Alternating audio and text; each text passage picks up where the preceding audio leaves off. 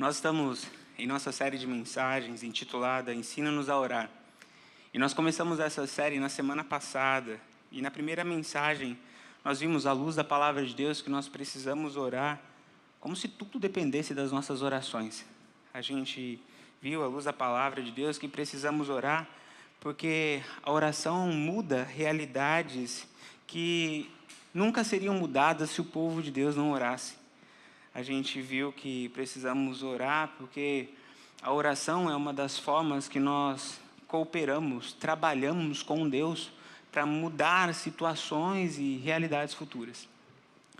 E na mensagem da semana passada eu trouxe alguns exemplos, tanto de personagens bíblicos como também de personagens no meio da história, Reforma Protestante,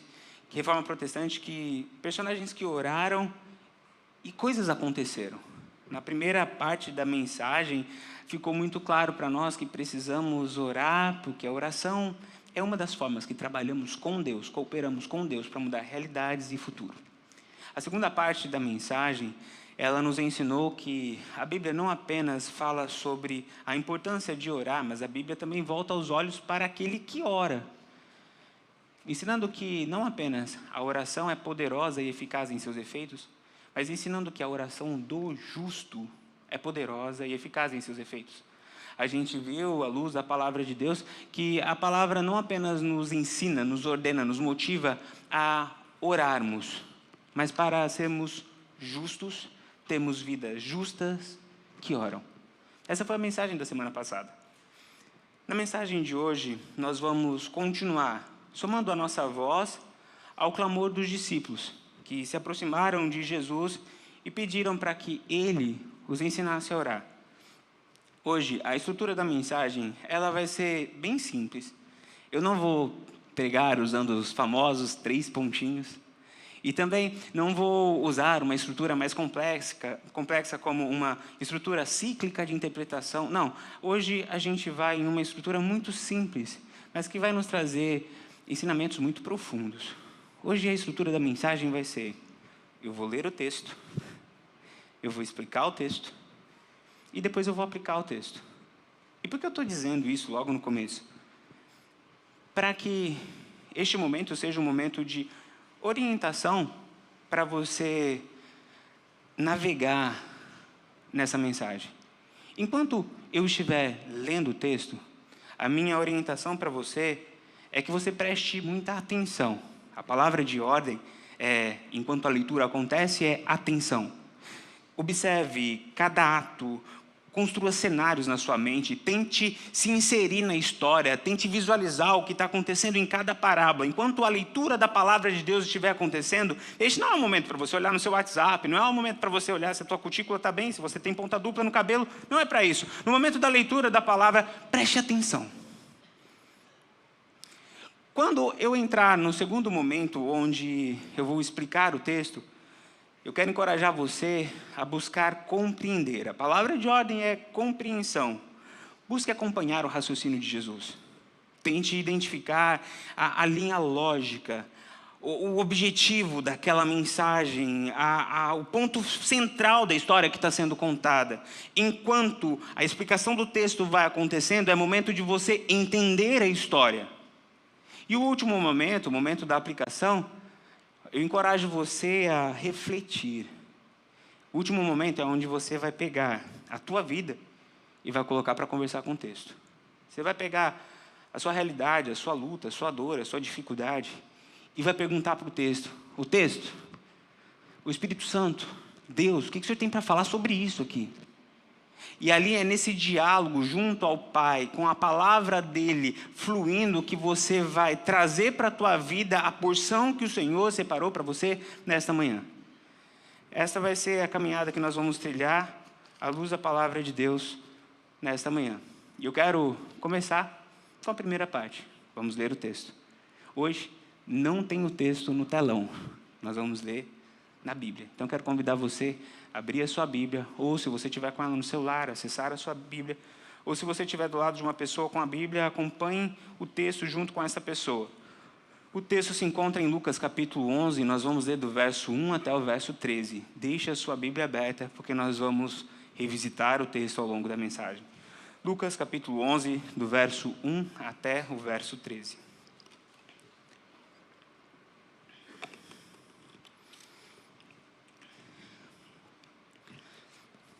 Quem achou, diga achei.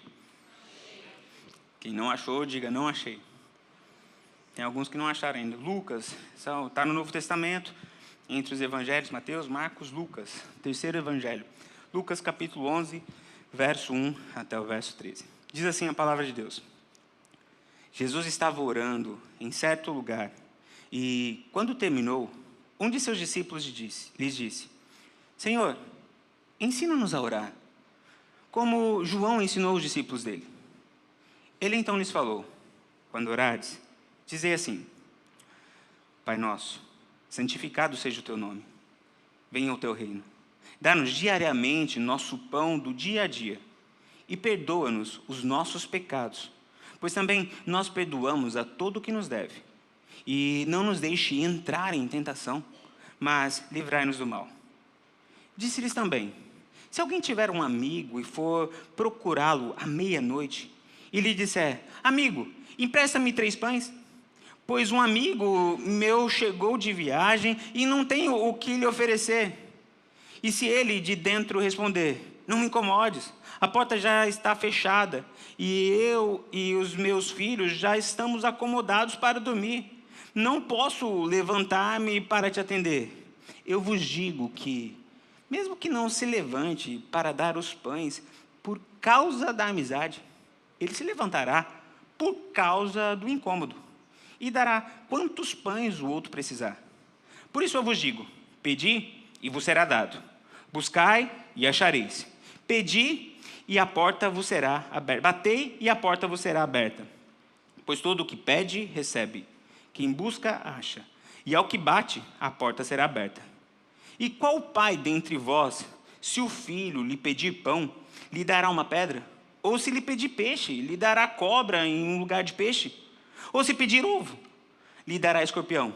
Se vós, sendo maus, sabeis dar boas coisas aos vossos filhos, quanto mais o vosso Pai Celestial dará o Espírito Santo aos que o pedirem. Lemos o texto. Agora, vamos entender o texto. Eu vou explicar o texto.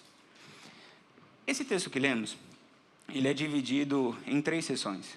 A primeira sessão é quando Jesus está orando, os discípulos chegam até ele e um deles pede para que Jesus ensinasse a orar. Primeira parte. A segunda parte é quando Jesus vai e ensina a oração que é conhecida como a oração do Pai Nosso. Segunda parte. A terceira parte é quando o Senhor Jesus conta 2 parábolas. Hoje, nós vamos focar nessas 2 parábolas. As 2 parábolas que Jesus conta nessa terceira sessão é o inimigo incômodo, o amigo incômodo e o amigo incomodado. Essa é a primeira parábola que conta. O amigo incômodo e o amigo que foi incomodado. A segunda parábola é do filho que pede e o pai que não dá coisas ruins. A primeira parábola, ela foi construída para deixar bem claro 2 coisas. Primeira coisa, que o amigo que pede era incômodo. Ele era inconveniente. Porque, vamos lá, não faz o menor sentido a atitude daquele homem de, no meio da noite, bater na casa do vizinho para pedir pão. Porque, veja, o que estava acontecendo ali não era que alguém da família dele estava passando mal, estava prestes a morrer, como, por exemplo, a filha de Jairo. Não é isso que estava acontecendo. Não faz o menor sentido o que ele fez de, no meio da noite, ir lá bater e pedir pão. A situação que estava acontecendo não era que ele achou alguém na rua que havia sido atacado por bandidos e estava ali caído, quase morto, como aconteceu na parábola do bom samaritano.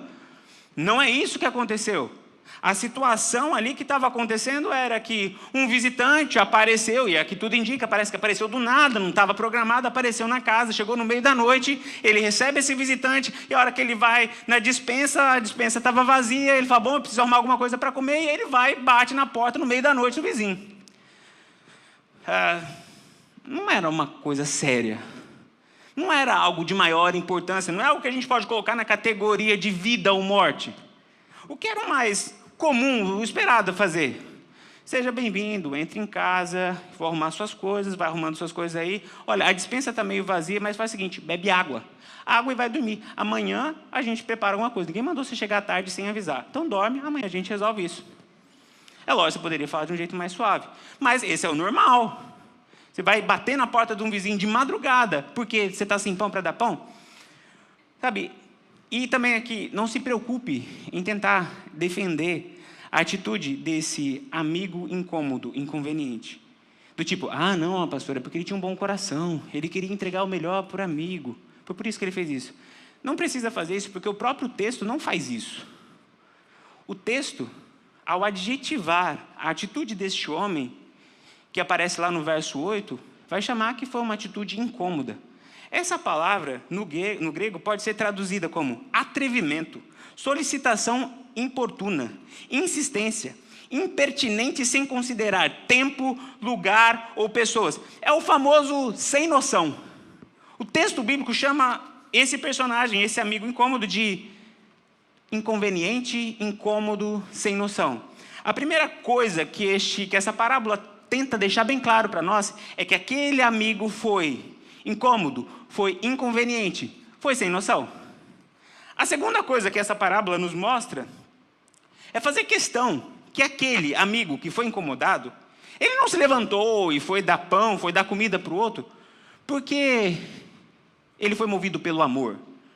Ele amava tanto o amigo e por isso ele foi, abriu a porta e deu pão. Não, o texto faz questão de deixar bem claro que ele só levantou da cama, só foi abrir o pão, ou abrir a porta para dar o pão, porque ele estava incomodado.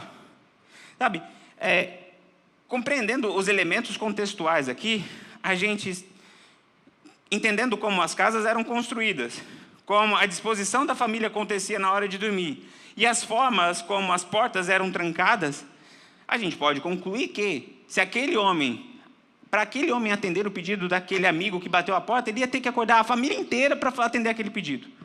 E o texto afirma que aquele vizinho sem noção, naquela hora, bate naquela porta e aquele homem levanta, acorda a família inteira, vai fazer isso. Não é porque, de fato, ele tinha um grande amor pelo amigo. O texto não fala, é aquele homem movido por um grande amor, se levantou da cama, abriu a porta e deu os pães. Não é isso que Deus diz o texto. Ou então que ele foi movido por um senso de necessidade.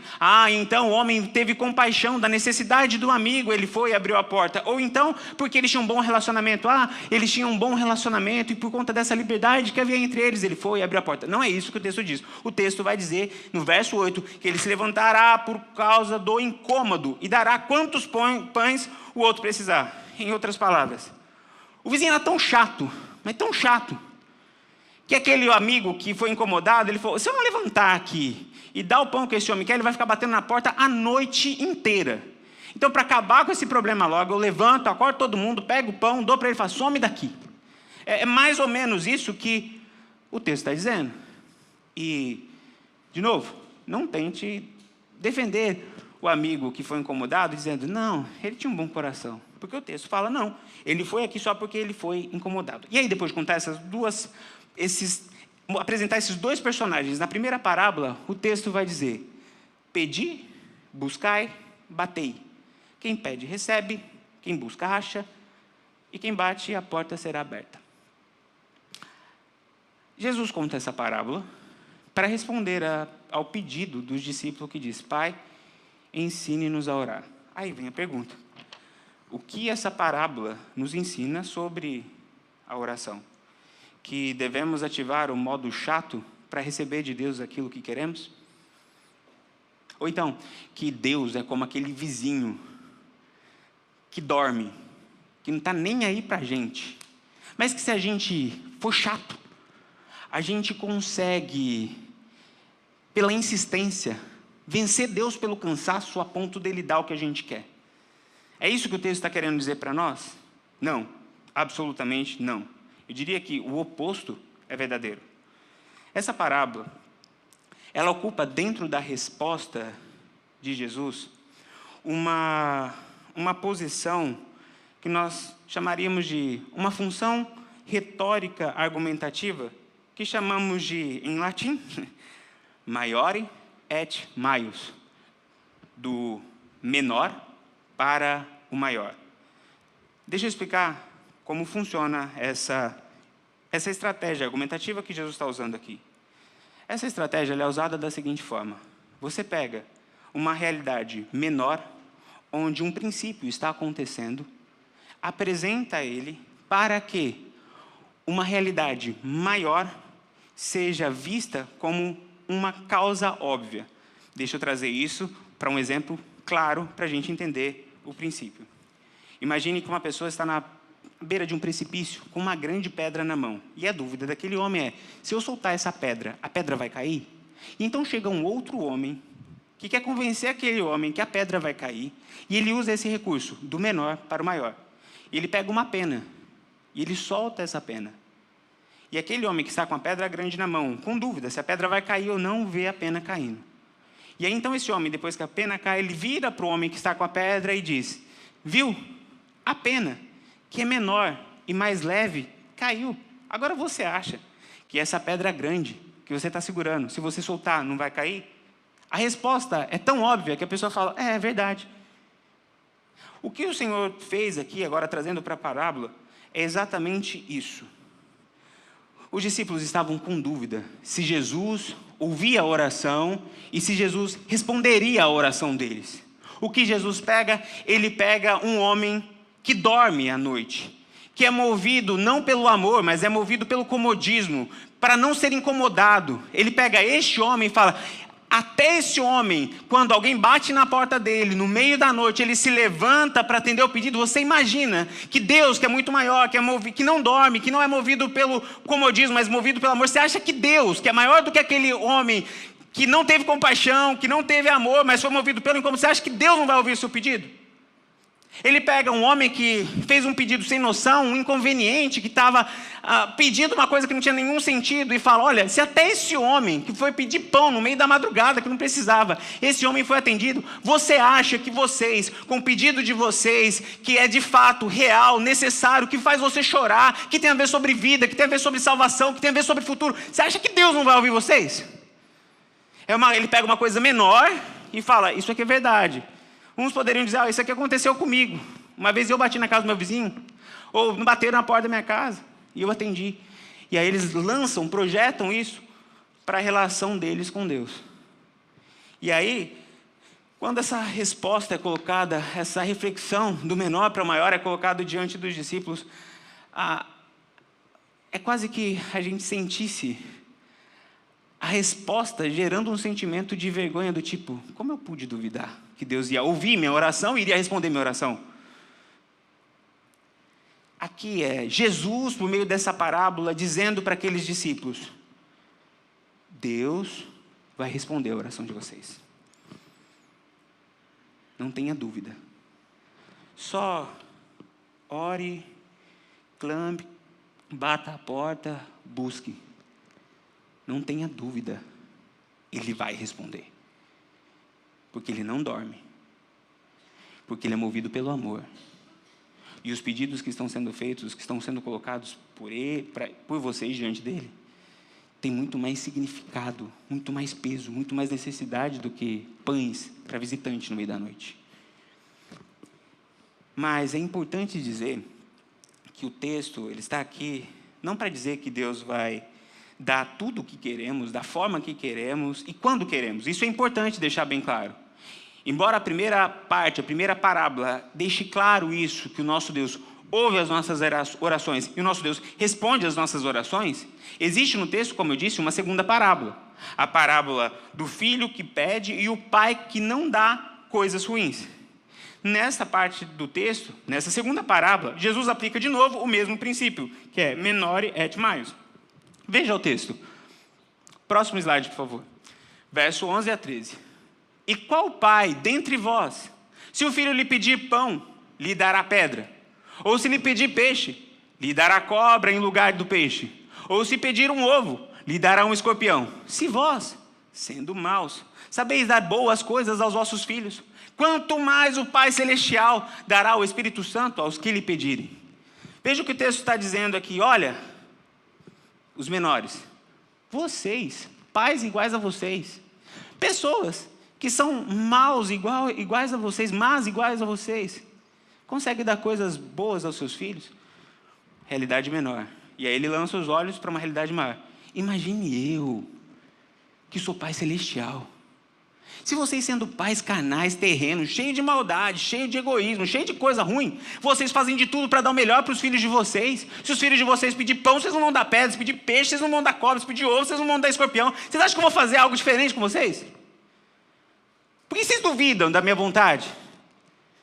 Aqui, enquanto na primeira parte do texto, é o Senhor dando a garantia que as orações serão respondidas, aqui nessa segunda parte é o Senhor Jesus dando a garantia que a resposta vai ser boa, ainda que a resposta seja diferente daquela que pedimos. Porque veja, o texto não fala que ele é um pai que quando o filho pede pão, ele dá pão. Que quando o filho pede peixe, dá peixe. Quando o filho pede ovo, ele dá ovo. Não. O texto não está falando isso. Ele só está falando assim, ele não vai dar coisa ruim. Fica tranquilo. O ensino completo dessas duas parábolas carregam a seguinte mensagem: clame, busque, bata a porta, ore, porque Deus vai responder sua oração. E descanse na qualidade, quanto à qualidade da resposta de Deus. Vai ser coisa boa. Você não precisa ter medo. Lemos o texto. Expliquei o texto. Agora eu vou aplicar o texto. A primeira lição que este texto nos traz é que Deus vai responder a sua oração, meu irmão. Eu não sei o que você está pedindo. Eu não sei qual é a área que você está colocando diante de Deus. Olhe para mim nesse momento. Olhe para mim.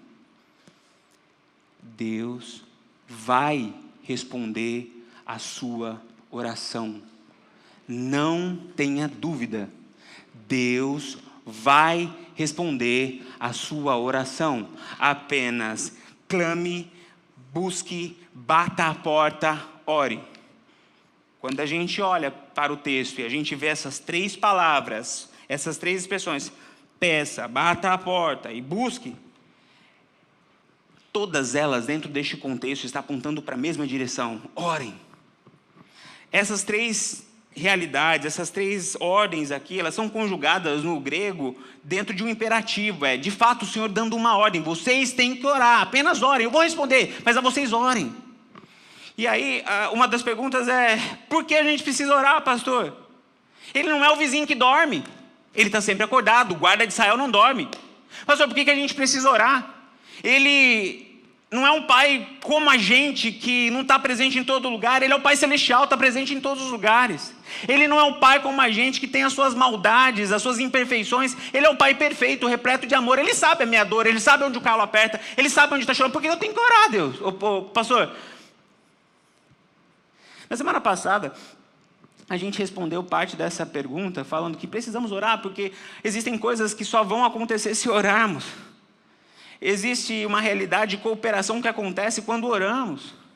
Essa é uma parte da resposta.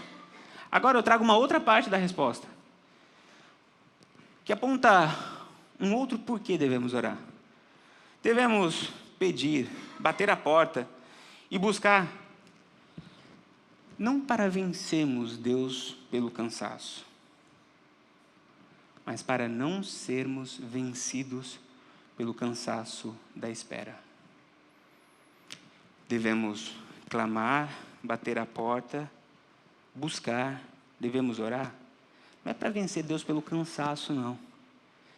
É para que a gente não seja vencido pelo cansaço da espera. A oração é uma arma que Deus deixou em nossas mãos para não entrarmos em desespero. E quando o desespero toma conta da nossa vida, o controle da nossa vida, ele se manifesta de duas formas.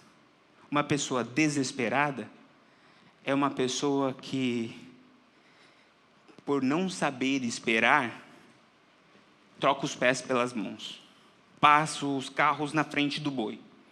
A oração é para a gente segurar os nossos cavalos, para dizer, olha, eu sei que Deus está cuidando. E se Deus ainda não deu uma palavra para eu ir, eu não vou. Se Deus falou para eu esperar, eu vou esperar. Se Deus falou para eu ir, eu vou ir. Senhor, o que tu queres de mim? A oração é para a gente não se desesperar. Sabe o desesperado que sai fazendo as coisas, atropelando tudo, abandona o que não é para abandonar, vai para onde não deve ir? Então a oração é para isso. É para a gente não cair no desespero. Saber que tem um Deus que é Pai, que ouve, que vê, que nos ama e que por nossa causa Ele se levantará e vai fazer as coisas no tempo certo, da forma certa, do jeito certo. Não apavora, não dá uma de louco. É isso que o texto está falando, é isso que o texto nos ensina. A oração é um dos meios pelos quais o Senhor nos livra de uma outra realidade da manifestação do desespero, que é a desesperança, é o perder a esperança. Ela já deu. E faz com que muitas vezes a gente desista de coisas que Deus ainda não pediu para a gente desistir. Portanto, como eu disse, a oração não é para a gente vencer Deus pelo cansaço, mas é para a gente não ser vencido pelo cansaço da espera. A oração é o meio pelo qual, no meio da noite escura da nossa alma, é o recurso que Deus nos deixou para que a gente coloque diante dele as nossas necessidades, os nossos problemas, e a oração vai nos trazendo essa certeza que Deus está cuidando, que Deus está olhando, e o nosso coração vai acalmando. Sabe, ela nos ajuda a não nos desesperarmos, a fazer o que não deveria fazer, apavorar, e também ajuda a gente a não perder a esperança. É o nosso clamor a Deus. E existem momentos que nós oramos a Deus. E existem momentos da nossa oração que pregamos para a nossa alma. Um texto que acontece exatamente isso é o texto que todos conhecem aqui, que diz: porque eu sei que o meu Redentor vive, e por fim, Ele se levantará sobre a terra. O momento de oração é esse momento que está tudo desabando, está tudo acontecendo, ataque vindo de todo lado, e ao invés da gente ir para a luta, ao invés da gente abandonar, a gente fugir, a gente fazer loucura, a gente dobra os joelhos. A gente fala: Senhor, eu só tenho a Ti. Eu sei, Deus, eu sei que o meu Redentor vive, e que por minha causa Ele se levantará. Essa oração, ela foi feita por Jó. E foi feita por Jó, não foi uma noite qualquer. Quando apareceu um visitante que estava com fome, ele estava precisando de pão para dar para o visitante, que não podia esperar até de manhã para a padaria abrir. Não, Jó fez essa oração na pior noite da vida dele. Quando o negócio dele tinha falido, ele tinha perdido tudo. Quando ladrões entraram e roubaram tudo que ele tinha. Quando as situações meteorológicas vieram e derrubaram e destruíram tudo. Foi nessa noite que ele falou: Senhor, eu sei que o Senhor vai se levantar, eu estou perdendo tudo, mas o Senhor vai se levantar, o Senhor vai cuidar de mim. Não foi em qualquer noite que Jó orou desse jeito, não. Foi na noite em que ele olhou para o corpo dele e viu feridas saindo em tudo quanto é lugar, que ele pegou um diagnóstico e falou: isso aqui não tem jeito. Médico nenhum vai conseguir resolver essas feridas. Ele se coçava com um caco. E é naquele momento que ele fala assim: eu sei em quem tenho crido, que o meu Redentor vive, que por minha causa Ele se levantará. A minha confiança, os meus olhos estão no Senhor. Eu não vou perder a esperança, eu não vou perder a fé. Eu vou continuar lutando, eu vou esperar, porque o meu Redentor vive, e por minha causa Ele se levantará. Não foi em qualquer noite que aconteceu essa oração de Jó. Foi na noite em que ele enterrou os filhos. A vida virou de ponta cabeça. Foi em meio às lágrimas, em cima dos caixões do filho, que ele falou: eu sei, eu em quem tenho crido, eu sei que o meu Redentor vive, e que por minha causa Ele se levantará. Sabe, a oração é essa pregação para a nossa alma, para que a gente não seja vencido pelo cansaço da espera. A palavra de Deus, meu irmão e minha irmã, para você nessa manhã é: meu irmão, ore, busque, bata a porta, clame ao Senhor, porque o Senhor está ouvindo o teu clamor e Ele vai responder. Essa mensagem, essa parte da mensagem, ela aponta para aquilo que está em Filipenses capítulo 4, versos 6 e 7. Não andem ansiosos por coisa alguma, mas em tudo, por meio da oração e da súplica, com ações de graças, apresentem os seus pedidos a Deus. E então, a paz de Deus, que excede todo entendimento, guardará o teu coração e os pensamentos de vocês em Cristo Jesus. A oração não é um meio para vencermos Deus pelo cansaço, mas é para nós não sermos vencidos pelo cansaço da espera. Ele nos coloca em um lugar muito especial. A oração nos coloca em um lugar muito especial. Não na porta de um vizinho que não está nem aí para a gente. A oração nos coloca no colo do Pai. A oração, ela nos dá a certeza que a porta vai se abrir, que a busca vai terminar e que o pedido será respondido. Por isso, ore, busque, bata a porta, clame, porque o Senhor está ouvindo e Ele responderá. Meu irmão e minha irmã, quando a noite escura chegar, quando as ameaças na sua vida surgirem, quando as angústias, as ansiedades começarem a tomar conta da sua vida, peça, busque, bata a porta, ore. E então, a paz de Deus, que excede todo entendimento, guardará o seu coração e os seus pensamentos em Cristo Jesus. Ore, busque, bata a porta, peça, porque Deus não é um vizinho que não se importa com a gente. Ele nos ama. Deus não é um vizinho que dorme. Ele é o guarda de Israel, que não cochila. Deus é um Pai que ama. Por isso, ore, busque, clame, bata a porta. Sim, meu irmão, Deus vai responder a sua oração. Não tenha dúvida, Ele vai responder. A você cabe simplesmente buscar, bater a porta, clamar, orar. A segunda e última lição é que Deus sempre tem o melhor. Na nossa oração, tem uma parte que dá um frio na espinha da gente, que é aquele momento do seja feita a tua vontade. É ou não é? Essa parte da oração, ela é um alívio para quem está fazendo a oração por uma outra pessoa. Vocês viram que vocês sentiram isso também.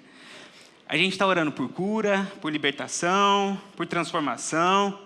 E aí, depois que a gente ora com aquela autoridade, com aquele poder, com aquela unção, tudo, aí a gente vai para a cláusula final da oração. Mas, portanto, seja feita conforme a tua vontade. Para aqueles que oram, essa parte da oração, ela funciona como uma cláusula de proteção ao orador. Do tipo, olha, se o pedido não for atendido, não é porque a oração tem alguma coisa errada, não é porque está estragada a oração, não. É porque temos uma cláusula no final que fala sobre a vontade de Deus. Então, o problema não está no orador, não está na oração, é porque Deus não quis. Para quem ora, funciona mais ou menos assim. Mas para quem recebe a oração, nesse momento, é aquele momento que a espinha gela. Porque a pergunta que vem nessa hora na oração é: e se não for a vontade de Deus? É ou não é? A gente acabou de orar, pedindo para que Deus abençoasse a mudança, abrisse as portas, guardasse a nossa saída, guardasse a nossa chegada. E aí chega o final da cláusula da oração dizendo: mas seja feita conforme a tua vontade. Mas e se Deus não quiser? Tudo que eu fiz para essa mudança eu vou ter que rasgar, vou ter que jogar fora. Todo o sonho da minha família eu vou ter que enterrar porque não é a vontade de Deus? A gente acabou de orar aqui para Deus salvar os meus negócios, porque as coisas estão ruins. Eu estou investindo, eu estou fazendo o meu melhor, mas e se for da vontade de Deus me lançar em um deserto onde Ele vai querer tratar a minha vida, eu vou falir? A gente acabou de orar aqui pedindo pela aprovação, ou de uma prova, ou de um curso, ou de um documento. E se não for a vontade de Deus, eu vou ser reprovado? A gente acabou de orar aqui pedindo para que Deus fizesse a vontade dEle agora, porque a gente já está esperando 1 ano, 2 anos, 10 anos. E a gente pediu agora: Senhor, abre as portas, faça alguma coisa. E se não for a vontade de Deus, quanto tempo mais eu vou ter que esperar? A gente orou agora clamando cura. E se não for da vontade de Deus curar, eu vou morrer? A impressão que eu tenho é que muitas vezes recebemos essa parte da oração como um balde de água fria. Sabe por quê? Porque nós temos a impressão que se a gente pedir pão, Deus pode nos dar pedra. Que se a gente pedir peixe, Deus pode dar cobra. E se a gente pedir ovo, Ele pode dar escorpião. Por isso a gente fica com tanto medo. Sendo bem sincero, a gente tem medo da qualidade da resposta de Deus.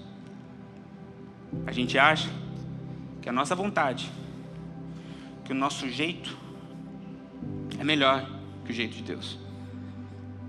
A lição que o texto nos traz, em primeiro lugar, é que Deus não dá tudo como a gente quer. O texto não diz, olha, Ele vai responder. E se você pedir pão, Ele vai dar pão. Se você pedir peixe, Ele vai dar peixe. Se você pedir ovo, Ele vai dar ovo. Se você pedir agora, Ele vai dar agora. Se você pedir dinheiro, Ele vai dar dinheiro. Se você pedir cura, Ele vai dar cura. O texto não diz isso. O texto está aqui com outro objetivo. O texto está aqui para trazer uma tranquilidade para o teu e para o meu coração. Para dizer, olha, por mais que a resposta dele seja diferente, ela ainda será boa. Muito boa. O texto está aqui para dizer que por mais que seja diferente, a resposta de Deus, ela sempre vai ser boa. O texto correlato a este texto está lá em Mateus capítulo 7, verso 11. E ele termina dessa forma. Portanto, se vocês, apesar de serem maus, sabem dar coisas boas aos seus filhos, quanto mais o seu Pai, que estás nos céus, dará coisas boas aos que lhe pedirem. Eu vou dar coisa boa.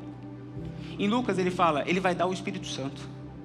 Dentro deste contexto, não podemos ignorar que o Espírito Santo é o Deus em nós, realizando a vontade de Deus em nossa vida, em nossa história. É Ele dizendo, olha, eu vou colocar o Espírito Santo e Ele vai conduzir a vida de vocês para que todas as coisas cooperem para o bem daqueles que me amam, para que a minha vontade, que é boa, perfeita, agradável, aconteça na sua vida.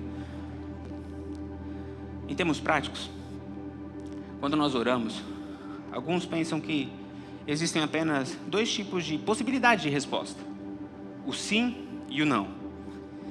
E aí a gente fica ali, alternando, sobre a sensação de fé e medo, confiança e angústia. Porque se Deus responder sim, amém, glória a Deus. Se Deus responder não, o que será de mim? Mas a verdade é que existem outras múltiplas possibilidades de resposta. E eu trouxe aqui apenas 4 possibilidades de resposta.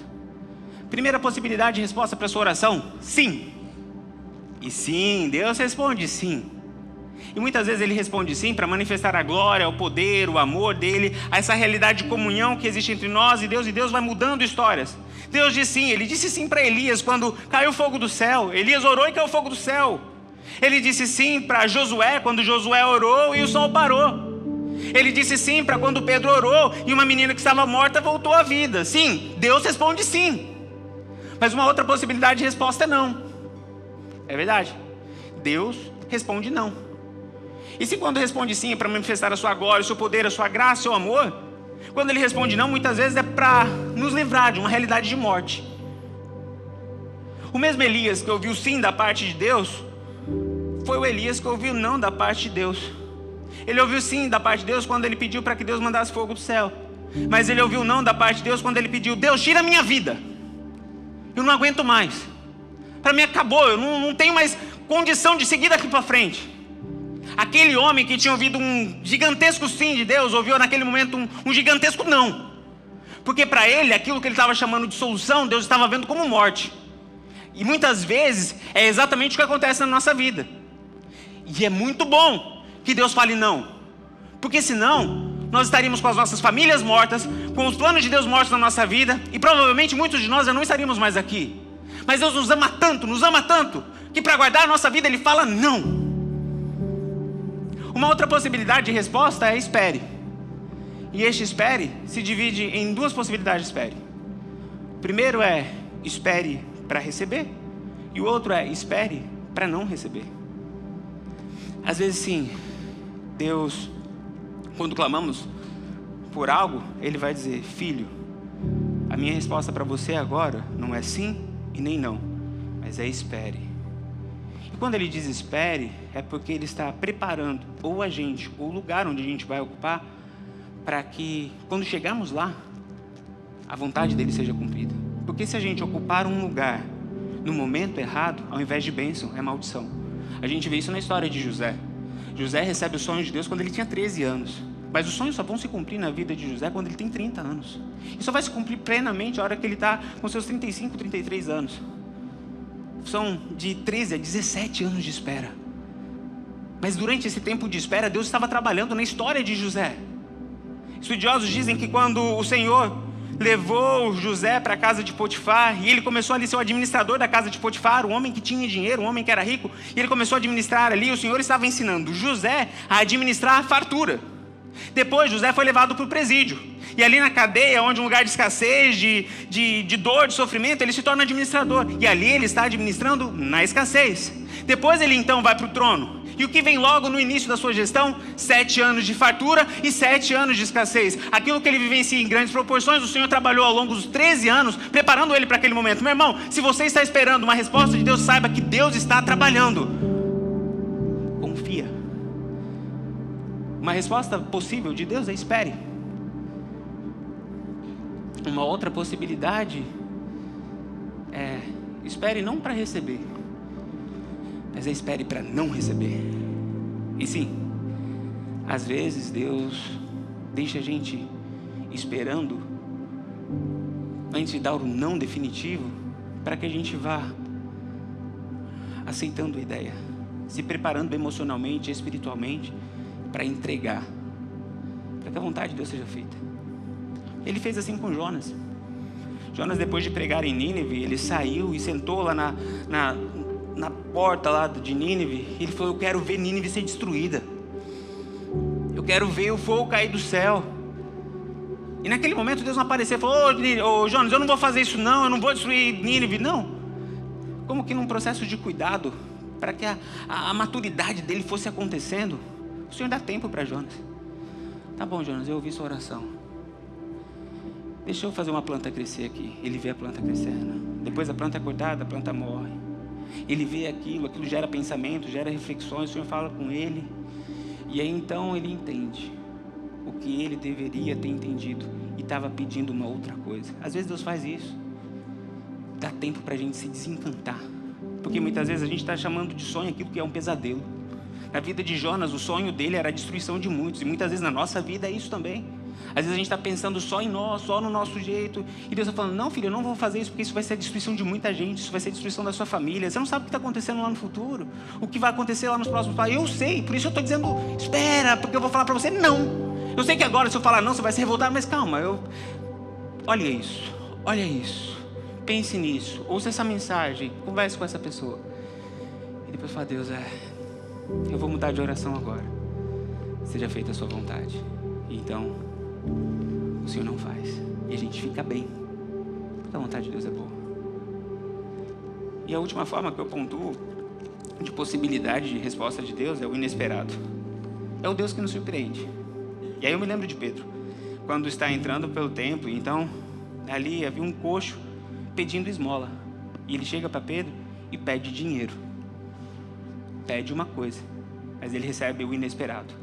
Pedro vira para ele e fala: eu não tenho ouro nem prata, mas o que eu tenho eu te dou, levanta e anda. Deus faz isso com a gente. Efésios capítulo 3, verso 20 diz: aquele que é poderoso para fazer bem todas as coisas, além do que pedimos, pensamos, pelo seu poder que age em nós. A ele seja a glória na igreja, em Cristo Jesus, por todas as gerações e para todos sempre. Amém. Essa é a nossa certeza, que Deus não é uma marionete que faz simplesmente aquilo que a gente pede. Ele faz infinitamente mais daquilo que podemos pedir, pensar ou imaginar. Esse é o nosso Deus. Tem uma história pessoal, aconteceu na nossa família. No início da nossa caminhada como família junto a Deus, nós morávamos longe da igreja, e para ir para a igreja tinha que passar em, às vezes, lugares que tinha prédio, era meio alagado. E meu pai conta, eu era pequeno, eu não lembro disso, mas meu pai conta que ele começou a orar a Deus pedindo: Deus, dá um carro para a gente ir para a igreja, porque às vezes a gente chega molhado na igreja, às vezes chega com o sapato sujo. Dá um carro, porque a gente entra no carro, para na porta da igreja. E Deus fez o inesperado. Deus não deu um carro, Deus deu uma casa que ficava a 5 minutos da igreja, e a gente ia a pé para a igreja. Meu pai estava pensando só em dias de culto, Mas por conta daquela casa que nós moramos ali, eu morei ali 20 anos naquela casa, eu tive a oportunidade literalmente de ser nascido e criado nos quintais da igreja. Todas as atividades, todo o programa, você estava lá, porque dava para ir a pé, não precisava esperar meu pai chegar com o carro para me levar. Deus surpreendeu, Deus fez muito além daquilo que a gente podia pensar e imaginar. Esse é o nosso Deus. Sabe? Por mais que as possibilidades de resposta sejam as mais diversas, saiba que a vontade de Deus é boa, perfeita e agradável. Romanos 12:2. Se Deus disser sim, ela é boa, perfeita e agradável. E se Deus disser espere, vamos lá, me ajudem. Ela é? E se Ele disser espere para receber, a vontade de Deus é? E se Ele disser espere para não receber, a vontade de Deus é? E se Deus disser não, a vontade de Deus é? Por isso descanse, descanse. Descanse na certeza que Ele é um Pai celestial. Descanse na certeza que Ele é um Deus que não dorme. Descanse na certeza que Ele te ama, que Ele vai responder a sua oração e que a resposta dele é boa, perfeita e agradável. Eu quero dar a você agora, compreendendo tudo isso, a oportunidade de orar. Esse foi o motivo pelo qual nós não tivemos o nosso momento de oração aqui. Porque você precisava ouvir isso antes de fazer sua oração. Eu quero que você traga agora na sua mente o motivo pelo qual você está orando. Agora é a hora que você vai na porta, não de um vizinho, mas na porta da casa do Pai. Oh Deus, eu estou aqui mais uma vez para clamar pelo meu filho, para clamar pelo meu casamento, para clamar pelos meus negócios, para clamar pela minha saúde, para clamar pela minha vida espiritual, para clamar pelo meu ministério. Deus, eu estou aqui. E eu sei que o Senhor me ouve, eu sei que o Senhor está aí, eu sei que o Senhor está me ouvindo. Deus, olhe para o meu pedido, olhe para o meu clamor, olhe para aquilo que eu estou colocando diante de Ti. Deus, ouça a minha oração. E Senhor, eu sei que o Senhor vai responder. Nesse momento, feche os seus olhos e clame, tendo a certeza que o Deus que não dorme, o Deus que te ama está neste lugar. Esse não é o momento que eu vou te guiar na oração. Esse é o momento que o Espírito Santo que nos foi dado vai te guiar nessa oração. Não perca essa oportunidade. Clame a Deus. Qual é o seu pedido? Qual é o seu clamor? É por você? É por alguém? É por uma situação? O que é? A igreja toda de olhos fechados. É você e Deus. Faça o seu clamor.